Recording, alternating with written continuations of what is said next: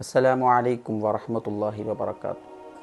عن سلمان الفارسي رضي الله عنه قال: خطبنا رسول الله صلى الله عليه وسلم في آخر يوم من شعبان فقال: يا أيها الناس قد أظلكم شهر عظيم، شهر مبارك، شهر فيه ليلة خير من ألف شهر، وهو شهر أوله رحمة وأوسطه مغفرة وآخره عتق من النار. رواه الإمام البيهقي في شعب الإيمان.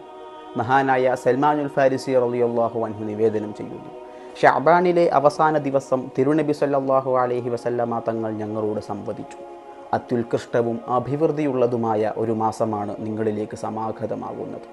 1000 മാസങ്ങളെക്കാൾ പുണ്യമായ ഒരു രാത്രി അതിലുണ്ട്.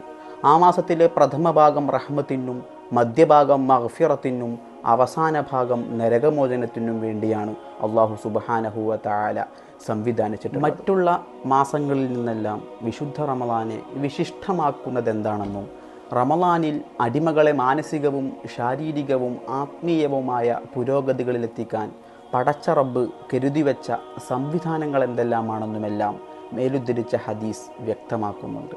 അള്ളാഹുവിൻ്റെ റഹ്മത്തിലായി ജീവിക്കുകയും മഗ്ഫിറത്തിനു വേണ്ടി പ്രാർത്ഥിക്കുകയും അതുവഴി നരകത്തിൽ നിന്നുള്ള മോചനവും സ്വർഗീയ പ്രവേശനവും കരസ്ഥമാക്കാനുള്ള സർവ്വവിധ അവസരങ്ങളും റമളാനിൽ സജ്ജീകരിച്ചിട്ടുണ്ട്.